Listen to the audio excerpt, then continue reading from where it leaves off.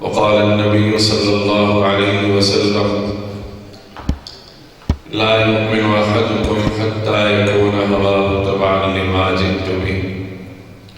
صدق الله العلي العظيم وصدق رسوله النبي الكريم. کونین کی تخلیق کا آغاز تو سبب ہے، کونین کی تخلیق کا آغاز تو سبب ہے، اسلام کا مفہوم تیرے در کا ادب ہے.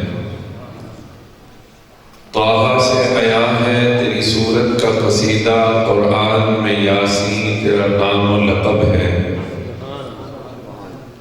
والفجر کا مطلب تیرے چہرے کی تلاوت، آقا والفجر کا مطلب تیرے چہرے کی تلاوت، واللیل تو مولا تیری زلفوں کا لقب ہے. کتاب فطرت کے سرے ورق پر جو نام احمد رقم نہ ہوتا، کتاب فطرت کے سرے ورق پر جو نام احمد رقم نہ ہوتا تو نقش ہستی ابھر نہ سکتا، وجود لوح و قلم نہ ہوتا. تیرے غلاموں میں بھی نمایاں جو تیرا عکس کرم نہ ہوتا، تیرے غلاموں میں بھی نمایاں جو تیرا عکس کرم نہ ہوتا تو بارگاہ ازل سے ان کا خطاب خیر الامم نہ ہوتا. نہ روح حل سے نقاب اٹھتا، نہ ظلمتوں کا حجاب اٹھتا. فروغ بخش نگاہ عرفاں اگر چراغ حرم نہ ہوتا. انتہائی واجب الاحترام معزز محترم حضرات علماء کرام، قرب و جوار اور گرد و نواز سے تشریف لانے والے اور چک نشیرہ کے میرے غیور مسلمان دوستوں، بھائیوں، بزرگوں، آج کی یہ محفل جو سیرت النبی اور حمد و نعت کے عنوان سے معمر ہے، پہلی بار آپ حضرات کی خدمت میں حاضری کا شرف نصیب ہوا ہے اور آپ بھی مجھے پہلی بار دیکھ رہے ہیں، میری حاضری بھی پہلی ہے.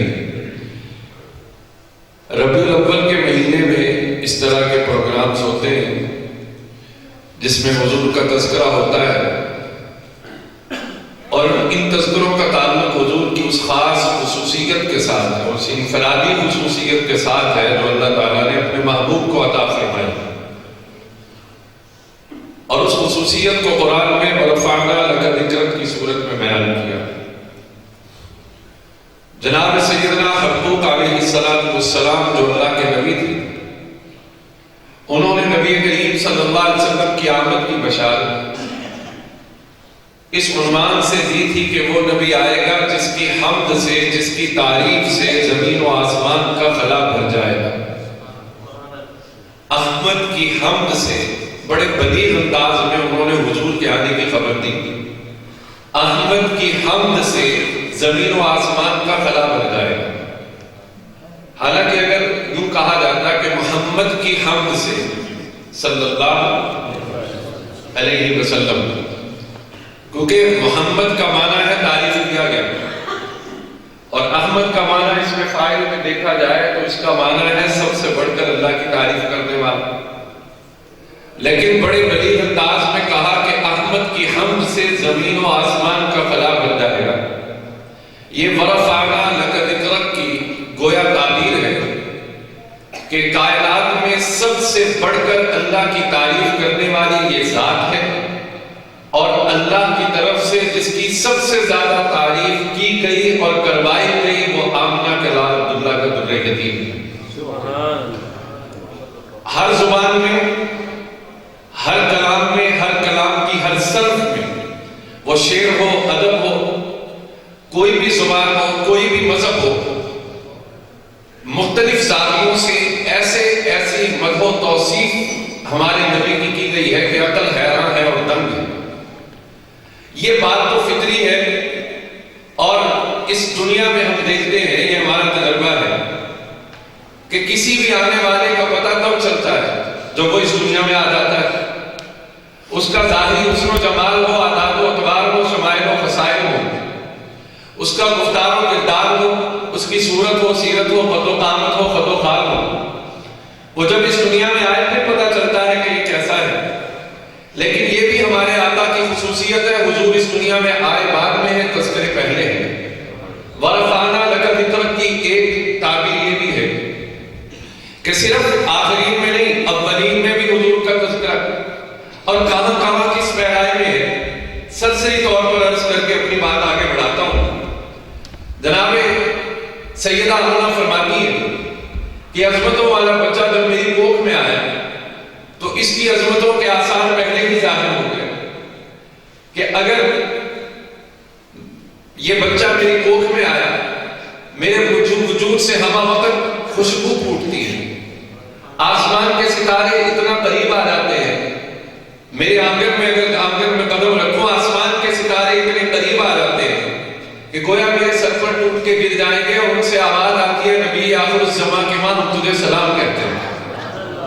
حضور نے ابھی آنا ہے، تذکرے کس انداز میں ہو رہے ہیں؟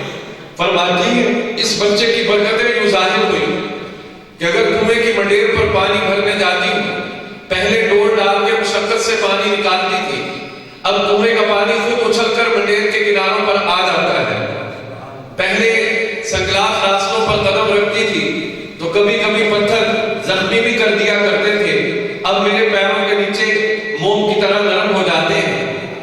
حضور کی ولادت سے 50 دن پہلے، ٹھیک 50 دن پہلے، ابرہہ اپنے لاؤ لشکر کے ساتھ، اور تاریخ عرب میں جو ہاتھیوں سے بالکل ناشنا تھے، پہلی بار ہاتھیوں کا لشکر لے کر بیت اللہ کو ڈھانے اور منہدم کرنے کا ارادہ لے کر نکلا، اور اس ارادے کے ساتھ وہ اپنا لاؤ لشکر لے کے آئے، ایسا لاؤ لشکر کہ قریش جو اپنے ذات میں بہت بڑے جنگجو تھے، ان کے اندر بھی بیت اللہ کا دفاع کرنے کی ہمت نہیں تھی۔ یہ سارے بڑے بڑے سردار نکلے، پہاڑوں کی چوٹیوں پہ چڑھ گئے، جناب عبد المطلب بھی بیت اللہ کے غلام کو پکڑ کر روتے رہے، اللہ کی بارگاہ میں فریاد کرتے رہے۔ یہ لشکر آگے بڑھا، اونٹ پکڑ لیے گئے، حضور کے دادا جناب عبد المطلب جو حسین و جمیل تھے اور بڑے قد و قامت والے، سرخ و سفید رنگت والے، یہ اپنے اونٹوں کو طلب کرنے کے لیے ابرہہ کے دربار میں گئے۔ ابرہہ نے ان کی وجاہت کو دیکھا تو ان کے برابر زمین پر بیٹھ گیا اور کہا عبد المطلب بتاؤ کس غرض کے ساتھ آئے؟ انہوں نے کہا اپنے اونٹ واپس لینے کے لیے آیا ہوں۔ کہنے لگا میرے ذہن میں آپ کا جو نقشہ تھا، جو امیجینیشن تھی، جو تصوراتی خاکہ تھا، اس کے مطابق میں سمجھتا تھا کہ تم بیت اللہ کی بات کرو گے، کہ میں اپنے ارادے سے باز آ رہا ہوں، لیکن عبد المطلب میں تو یہ دیکھتا ہوں کہ تمہارا خیال، تمہاری سوچ بہت چھوٹی ہے، تم اپنے اونٹوں کی بات کرتے ہو، بیت اللہ کی بات نہیں کرتے۔ تو جناب عبد المطلب نے بڑا عجیب جواب دیا، فرمایا کہ اونٹوں کا مالک میں ہوں، بیت اللہ کا مالک اللہ ہے، مجھے میرے اونٹ واپس دے دے، اللہ جانے اس کا گھر جانے اور تم جانا۔ جب قریش مکہ میں مدافعت کی قوت نہیں تھی، یہ لشکر آگے بڑھا، اللہ نے اپنے لشکر بھیج دی تھی۔ قرآن نے پوری منظر کشی ہے، رمتر کیف فعل ربک باصحاب الفیل، اے مخاطب کیا تم نہیں دیکھتا کہ ہم نے ہاتھی والے لشکر کے ساتھ کیا کیا؟ رب العالمین نے ابابیل کا لشکر بھیجا، چھوٹے چھوٹے کنکر ان کے 2 پنجوں اور چونچ میں تھے، وہ گراتے چلے گئے، اور اللہ رب العزت ان ہاتھی اور ہاتھیوں پر سوار اور وہ تمام لشکر جس پر وہ کنکر پڑے وہ سارے کے سارے کھائے ہوئے بھس کی طرح ہو گئے، قاسم معقول۔ تمام علماء سیرت کا اتفاق ہے کہ حضور کی ولادت سے 50 دن پہلے اصحاب الفیل کا یہ واقعہ حضور اکرم صلی اللہ علیہ وسلم کی آمد کا اعلان ہے کہ اللہ کا محبوب آنے والا ہے۔ اس سے بھی پیچھے چلیے، جناب عیسیٰ علیہ السلام کو سولی پر یہودیوں کی سازش کی وجہ سے چڑھانے کی تیاری ہو رہی ہے۔ ہمارا عقیدہ ہے ما قتلوا ما صلبوا، قرآن کہتا ہے نہ قتل کیے گئے، رسولی پہ چڑھائے گئے، بل رفع اللہ علیہ، بلکہ اللہ نے انہیں آسمانوں پر اٹھا لیا۔ آج تک حضرت عیسیٰ زندہ ہے اور قرب قیامت میں پھر زمین پر اترے گی، لیکن اس سازش کے نتیجے میں جب حضرت عیسیٰ کو لے جایا جا رہا تھا، حضرت عیسیٰ کے حواری رو رہے تھے۔ حضرت عیسیٰ نے پوچھا کیوں دل گرفتہ ہو، کیوں رو رہے ہو؟ عرض کیا حضرت آپ کی جدائی اور آپ کے فراق کا خیال اڑا رہا ہے۔ جناب عیسیٰ علیہ السلام نے فرمایا میں تو آیا ہی جانے کے لیے تھا، اور میں تمہیں ان الفاظ میں اس آنے والے کی بشارت دیتا ہوں، اور اس موقع پر میں کوٹ کرتا ہوں نبی الخاتم کی وہ ابتدائی سطریں جو سید مناظر اعظم گیلانی رحمۃ اللہ علیہ جو اپنے طرز کے منفرد عالم مثال ادیب تھے. انہوں نے النبی الخاتم جو ہے تو مختصر مگر جامع کتاب ہے سیرت پر، اس کی ابتدائی سطروں میں لکھا، اور یہی بات جناب عیسیٰ فرما رہے ہیں کہ میں تو آیا ہی جانے کے لیے تھا. وہ فرماتے ہیں مولانا مناظر حسن گیلانی کے یوں اس دنیا میں عظمت والے تو بہت آئے، لیکن ان تمام آنے والوں میں ایک ایسا تھا جو آیا تو آتا ہی چلا گیا، بڑھا تو بڑھتا ہی چلا گیا، گھوما تو گھومتا ہی چلا گیا، اور چھایا تو چھاتا ہی چلا گیا. وہ آیا، اس کی عظمت کا سورج ایسا طلوع ہوا، قیامت کو آ جائے گی اس کی عظمت کا سورج غروب. بولو کہا گیا، مجھے کہا گیا ہے آپ کا تعارف کہ بڑا باذوق مجمع ہے، اپنے ذوق کا ثبوت دیجیے. حضور آئے بعد میں تذکرہ پہلے وَمُبَشِّرٌ بِرَسُولٍ يَأْتِي مِن بَعْدِهِ اسْمُهُ أَحْمَدُ، اس سے بھی پہلے چلیے یہ 600 سال قبل مسیح کی بات ہے. سدھارتھ نام مہاتما بدھ کے نام سے پوری دنیا جانتی ہے، اس کا اصلی نام سدھارتھ تھا. یہ 600 سال قبل مسیح کی بات ہے، جب اس کا آخری وقت تھا، یہ مرنے والا تھا. اس کا شاگرد نندا اس کے قدموں میں بیٹھا آنسو بہا رہا تھا. اس نے کہا نندا کیوں روتے ہو؟ اس نے کہا مہاتما تیری جدائی کا خیال مجھے رلا رہا ہے. اور اس سے پہلے یہ عرض کر دوں کہ مغرب کی اگر مشرق و مغرب کو تہذیبی اعتبار سے دو بلاک میں تقسیم کیا جائے، مغرب کو جس نے سب سے زیادہ متاثر کیا وہ جناب عیسیٰ کی شخصیت تھی، اور مشرق کو جس نے سب سے زیادہ متاثر کیا یہ مہاتما بدھ کی شخصیت تھی. یہ حضور کی بعثت سے قبل کی بات کر رہا ہوں. مہاتما بدھ 600 سال قبل از مسیح یہ کہتا ہے نندا کیوں روتا ہے؟ نندا کہتا ہے مہاتما تیری جدائی کا خیال مجھے رلاتا ہے، آپ جدا ہو جائیں گے پھر ہم کس سے رہنمائی حاصل کریں گے؟ مہاتما کہتا ہے میں تو آیا ہی جانے کے لیے تھا، لیکن تجھے اس کی خبر دیتا ہوں جس کا ٹائٹل میتریا ہوگا. میتریا کا لفظ سنسکرت کی زبان سے تعلق رکھتا ہے. سنسکرت کا لفظ لوگوں کے لیے معمہ تھا، کسی نے اس پہ تحقیق نہیں کی. اللہ کی شان یہ ہے 1930 کا ایک اخبار ہے جس کا نام دی ہندو ہے، لکھنؤ شہر سے چھپتا ہے. اس میں ایک ہندو ڈاکٹر مضمون لکھتا ہے، وہ اپنے وقت کا پی ایچ ڈی ہے. اس نے کہا سنسکرت کے اس لفظ نے میتریا نے مجھے بھی تعجب میں ڈال دیا. جب میں نے اس کی لغوی تحقیق کی تو لغوی تحقیق کے بعد مجھے مجھ پر اس کا جو معنی کھلا ہے وہ معنی یہ ہے کہ وہ ایسی شخصیت ہے، وہ ایسی ہستی ہے جو بہت مہربان ہے، اتنی مہربان کہ اپنوں کے لیے تو سبھی مہربان ہوتے ہیں، وہ غیروں کے لیے بھی مہربان ہے، قریب والوں کے لیے تو سبھی مہربان ہوتے ہیں. اس کی مہربانی کے دائرے دور و قریب سب کے لیے یکساں ہیں. وہ دوستوں کے لیے تو مہربان سبھی ہوتے ہیں، وہ دشمنوں کے لیے بھی مہربان ہیں. اپنے ماننے والوں، اپنے پیروکاروں کے لیے تو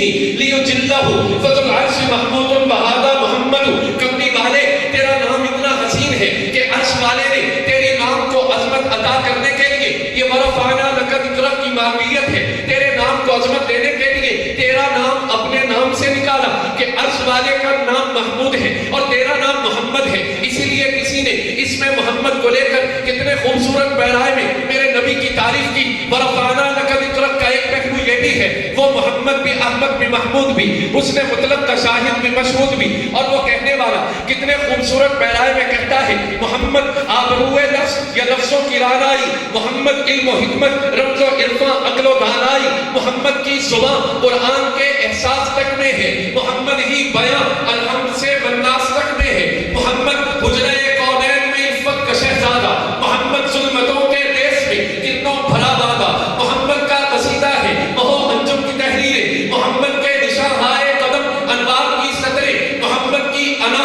الحاد پر شمشیر کی ضربت، محمد کا ارادہ کاتب تقدیر کی ضربت، محمد کی ادا تجرید فطرت کا سمر جانا، محمد کی دعا شیراز کن کا بکھر جانا، محمد کا تصرف حوض کوثر کی روانی پر، محمد کی صدا ایمان جان کی پاسبانی پر، محمد نے فلک پر سبز معراج بشر کی ہے، محمد نے زمین کو آسمانوں کی خبر کی ہے، محمد حشر تک سارے بوجہلوں کا ہاتھی ہے، محمد سنگریزوں کو زبان دینے کا عادی ہے، محمد کے عدو کو حکم یزدانی نہ چھوڑے گا، محمد تا قیامت ابو لہب کے ہاتھ توڑے گا، محمد تلخی عہد عرب میں شہد کی بارش، محمد آل ابراہیم کے وجدان کی خواہش، محمد صبر میں صبر بلالی کا مجلہ ہے، محمد وہ عرب جس کی نمازوں کا مسلح ہے، محمد کا جہاں آگے ہے عورت کے سلیمان سے، محمد دور اعجاز مسیحائی کے سامان سے، محمد وہ محمد وہ محمد وہ محمد ہے کہ جس کی اتباع سے آدمی انسان بنتا ہے، کہ جس کے وصف و حسن خلق سے قرآن بنتا ہے. کہہ دیجئے سبحان اللہ. ویسے عادت ہے لوگوں کو کہنے کی، لیکن واقعی میری طبیعت آج بہت خراب ہے. وعدے کی تکمیل کے لیے حاضر ہوں اور تھوڑی سی توجہ دے دیے تاکہ تھوڑی سی گزارشات درس کر کے اجازت چاہوں. محبت سے کہہ دیجئے صلی اللہ علیہ وسلم. حضرت مفتی صاحب فرما رہے تھے یقین جانے جب حضور کا امتی ایک بار صلی اللہ علیہ وسلم کہتا ہے اللہ کی 10 رحمتیں اسے اپنے گھیرے میں لے لیتی. سودا سستا ہے یا مہنگا؟ اتنی بار اس میں محمد کی تکرار آپ نے سنی، اتنی محبت سے کہہ دیجئے ایک بار صلی اللہ علیہ وسلم. یہ ورفعنا لک ذکرک کا مفہوم ہے. نبی کریم صلی اللہ علیہ وسلم آئے بعد میں تذکرے، یہ خصوصیت ہے، یہ انفرادیت ہے حضور کی. تورات پہلے نازل ہوئی، زبور پہلے نازل ہوئی، انجیل پہلے نازل ہوئی، آسمانی کتابیں. اور توجہ کیجئے تورات کا مزاج اور ہے، زبور کا مزاج اور ہے، انجیل کا مزاج اور ہے. اگر انجیل کو دیکھیے اس میں زہد و تقویٰ کی تعلیمات ہیں، اگر تورات کو دیکھیے قوانین کا مجموعہ ہے، اگر زبور کو دیکھیے مناجات کا مجموعہ ہے. لیکن توجہ تو کیجئے وہ زبور کی مناجات ہو، وہ تورات کے قوانین ہو، وہ انجیل میں زہد و تقویٰ دنیا سے بے رغبتی کی تعلیمات ہو، آپ کو زبور کی مناجاتوں میں حضور کا ذکر ملے گا، تورات کے قوانین میں حضور کا ذکر ملے گا، آپ کو انجیل کی زہد و تقویٰ کی تعلیمات میں آپ کو حضور کا ذکر ملے گا.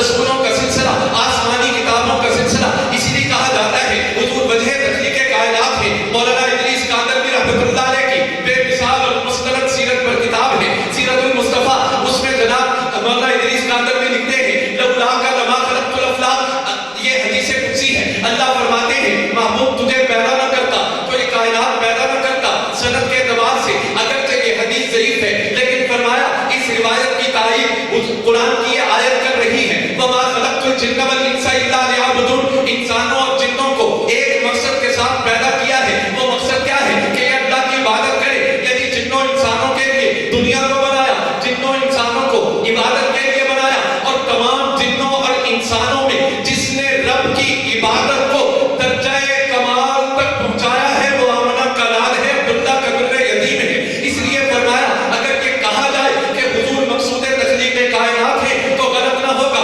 اسی لیے کہہ دیا لولاک لما خلقت الافلاق، اگر عرش و سما کی محفل میں لولاک لما کا شور نہ ہو، یہ رنگ نہ ہو گلزاروں میں، یہ نور نہ ہو سیاروں میں، وہ شمع اجالا جس نے کیا 40 برس تک غاروں میں ایک روز چمکنے والی تھی سب دنیا کے درباروں میں، جو فلسفیوں سے کھل نہ سکا، جو نکتہ وروں سے حل نہ ہوا، وہ راز کملی والے نے بتلایا چند اشاروں میں، اور کسی نے یوں کہہ دیا یہ پھول نہ ہوتا تو گلیوں کا تبسم بھی نہ ہوتا، یہ گل نہ ہوتے بلبل کا ترنم بھی نہ ہوتا، بزم ہستی میں غنچے بھی پریشان ہوتے، رخت بردوش شباب دست و گریباں ہوتے، خیمہ افلاک میں پھر سے تشدد ہوتا، بزم توحید کے نعروں میں تردد ہوتا، حصول وحی میں موسیٰ طور پر پہنچے، پر کیا عجب کہ وحی تیرے حضور پر پہنچے۔ اور پنجابی کے شاعر نے اسی مضمون کو آسان پیرائے میں کہہ دیا فلک خوبصورت سجایا نہ ہوتا، کسے شاید ابھی ایتھے سایہ نہ ہوتا، نہ اے عرش کرسی نہ اے چند تارے، شب و روز اے نہ ہوندے نظارے،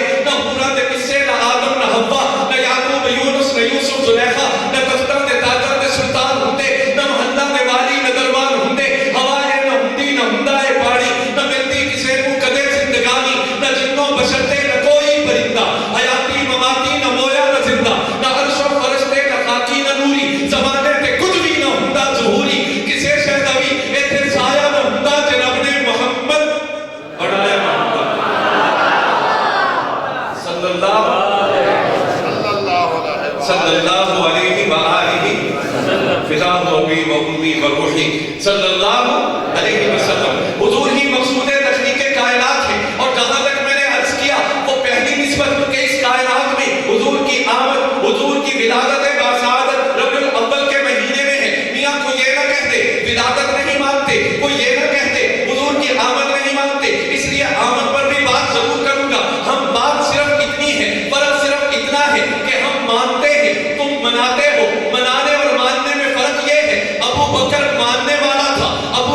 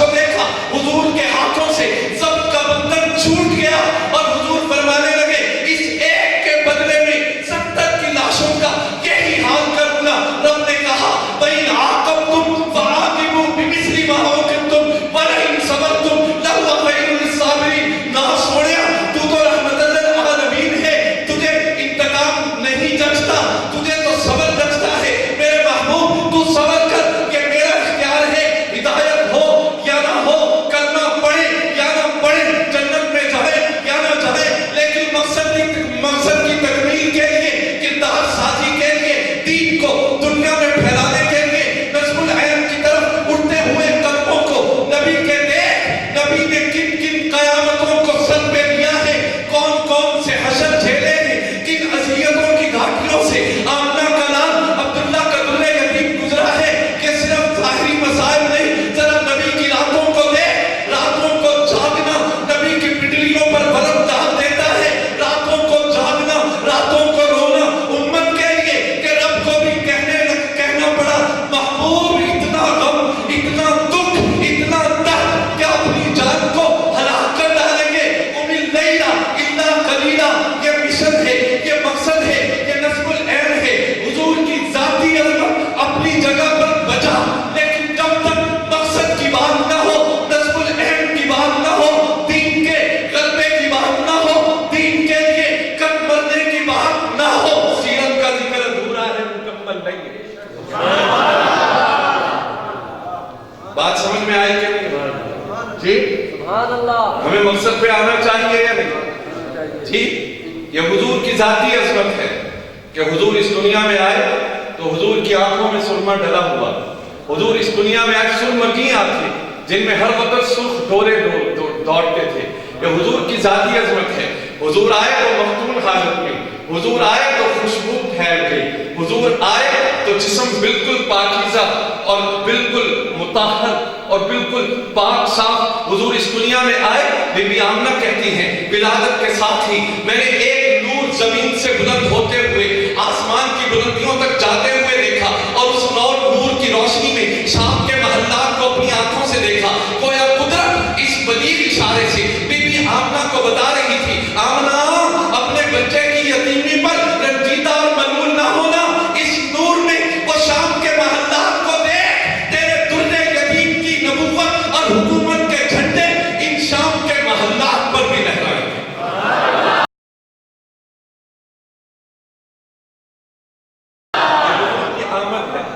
یہ کیا ہے؟ حضور کی آمد، حضور کی آمد، اللہ اکبر۔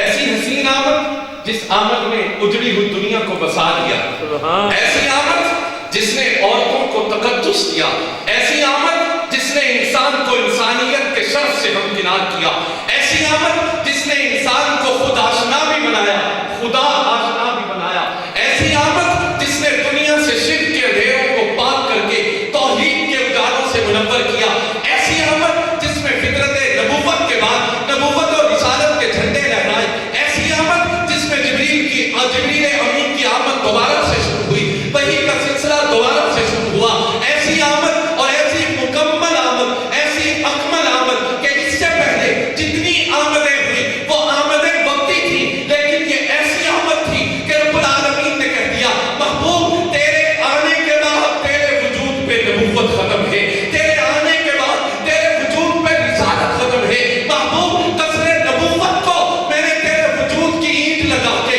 مکمل کر دیا۔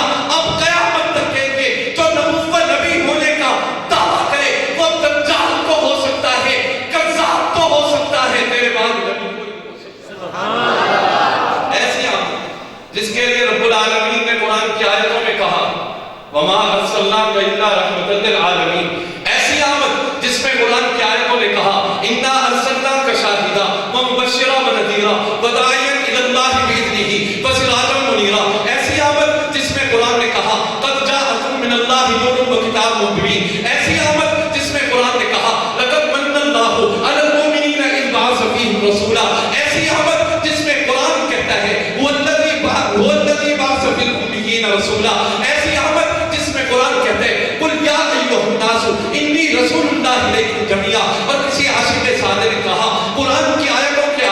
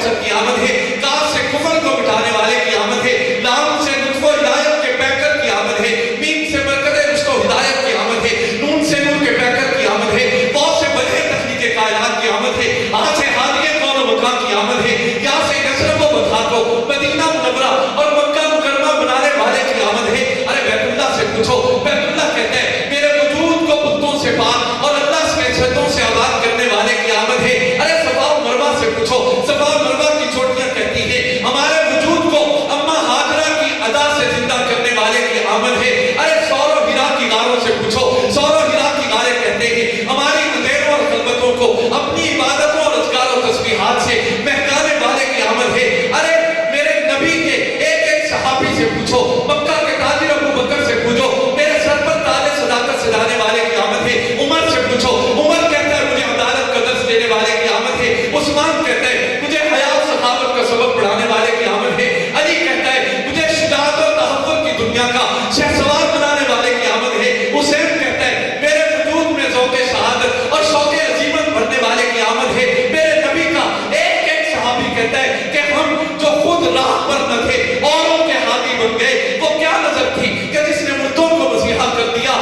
نبی کے صحابہ کہتے ہیں ہمیں آسمان ہدایت کا روشن ستارہ بنانے والے کی آمد ہے۔ اور حبشہ کے بلال سے پوچھو، وہ کہتا ہے پہلے مجھے پوچھتا کوئی نہیں تھا، ذات کا غلام تھا، رنگت کا کالا تھا، حبشے کا باسی تھا، لیکن جس کے قدموں کی نسبت سے میں نے یہ عظمت اور شان پائی ہے، چلتا زمین پر ہوں، قدموں کی آہٹ جنت میں سنائی دیتی ہے۔ اسی لیے حضرت دین پوری نے کہہ دیا نہ تب تھا نہ اب ہے نہ ہوگا میسر، شریک خدا اور جواب محمد۔ اور کسی نے یوں کہہ دیا کائنات حسن جب پھیلی تو لامحدود تھی اور جب سمٹی تو ایک تیرا نام ہو کے رہ گئی۔ پنجابی کے شاعر نے دریا کو کوزے میں یوں بند کر دیا، حسینہ جمیلہ دا منہ موڑ دیتا، محمد بنا رب قلم توڑ دیتا، محمد دا نام ہمیں دشمن علامت انہاں دے بھی لبوں میں جبیاں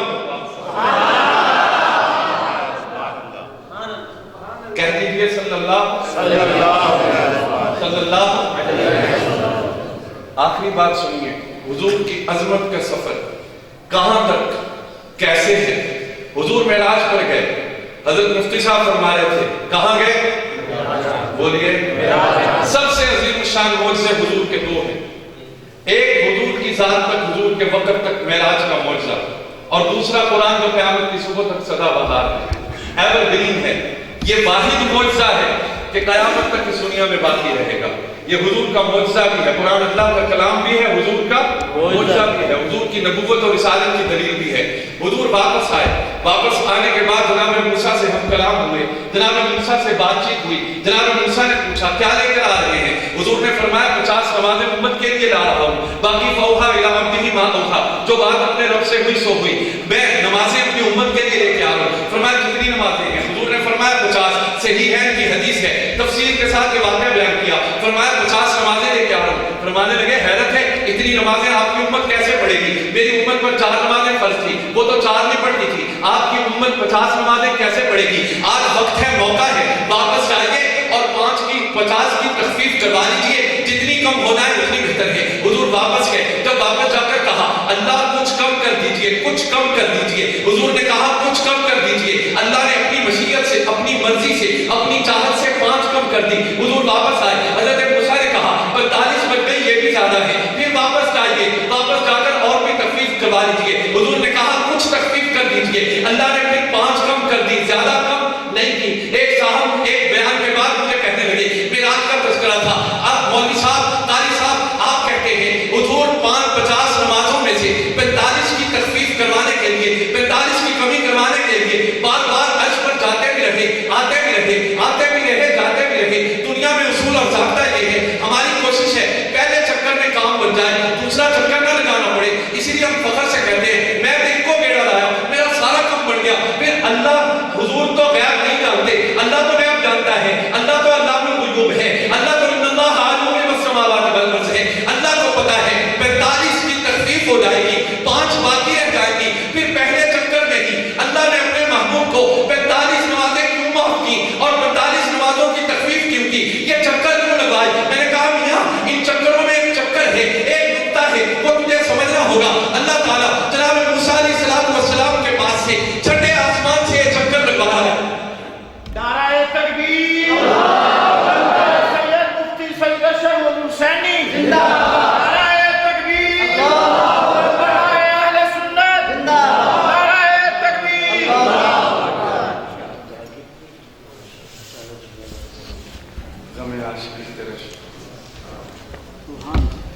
چلیں جی اختتامی بات سنیں حضرت، آپ سب کے دلوں کی دھڑکن، ہمارے دل کی دھڑکن، بلکہ جہاں تک ناچ کی جاتی ہے، اللہ تعالیٰ انہیں جزائے خیر عطا فرمائے.